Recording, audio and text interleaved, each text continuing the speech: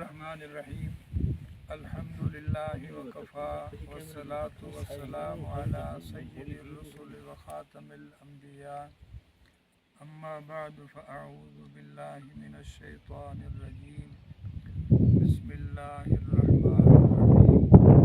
हिन वक़्त असां मौजूद आहियूं शोतरा नाले हिते बनु साद कबीलो आबाद हिन पहाड़ी जे मथां पहाड़ी जी चोटी ते हिन वक़्त में बनु साद कबीले जा घर मौजूद आहिनि।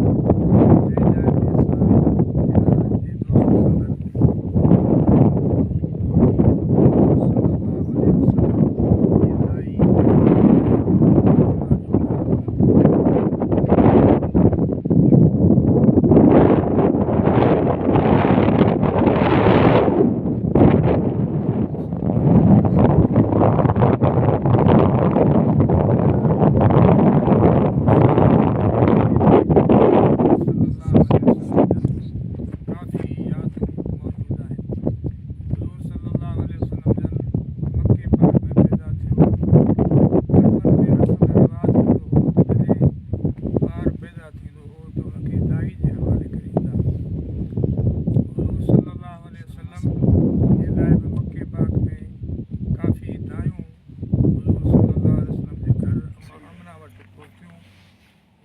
किस्मत ऐं नसीब जी ॻाल्हि। आख़िर में अम्मा हलीमा आई, हुज़ूर सल्लल्लाहु अलैहि वसल्लम जी अम्मा खां पुछा कयईं त हुज़ूर सल्लल्लाहु अलैहि वसल्लम जो अब्बो ज़िंदा आहे या फ़ौत थियल आहे।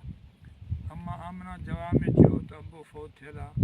काफ़ी दायूं अची करे वापसि हलियूं वियूं त जंहिंजो अब्बो फ़ौत थियल आहे हिते मज़दूरी महिनत पैसा न मिलंदा, उनजे करे उहे वापसि वियूं। आख़िर में जॾहिं अम्मा हलीमा आई, उन हुज़ूर सल्लल्लाहु अलैहि वसल्लम जे मुबारक चेहरे खे ॾिठो। अम्मा हलीमा फरमायो त पैसा मिलनि या न मिलनि, हीउ चेहरो छॾण जहिड़ो न आहे, हिनखे मां पाण सां गॾु वठी हलुसि। हुज़ूर सल्लल्लाहु अलैहि वसल्लम जी दाई अम्मा हलीमा जेका हितां खां मके पाक में पहुती, ॾुबरी ॾाची ग़रीब ऐं मिसकीन, जॾहिं हुज़ूर सल्लल्लाहु अलैहि वसल्लम खे खणी मके पाक मां हिते पहुती, हुज़ूर सल्लल्लाहु अलैहि वसल्लम जे पहुचण सां ई अम्मा हलीमा जो भाॻ जे घर में बरक़त जा दरवाज़ा खुली पिया। सल्लल्लाहु अलैहि वसल्लम जे अचण सां ई अल्हम्दुलिल्लाह हुज़ूर पाक सल्लल्लाहु अलैहि वसल्लम जो मुबारक अचणु अम्मा हलीमा जे लाइ बास रहमत ऐं बास शफ़क़त। अम्मा हलीमा ऐं उनजे मुड़ुस खे इहे सभु शयूं नज़र आयूं। हिन इलाइक़े में हाणे बि तक़रीबन उहा साॻी पोज़ीशन आहे जो काई आबादी कोन्हे, बर बयाबान पहाड़ जबल। 4 साल हुज़ूर सल्लल्लाहु अलैहि वसल्लम जन हिन इलाइक़े में पंहिंजी ज़िंदगी या नंढपण वारी ज़िंदगी में गुज़ारिया। हिते काफ़ी ॻाल्हियूं थियूं। हुज़ूर सल्लल्लाहु अलैहि वसल्लम जन ॿकरियूं चारींदा हुआ।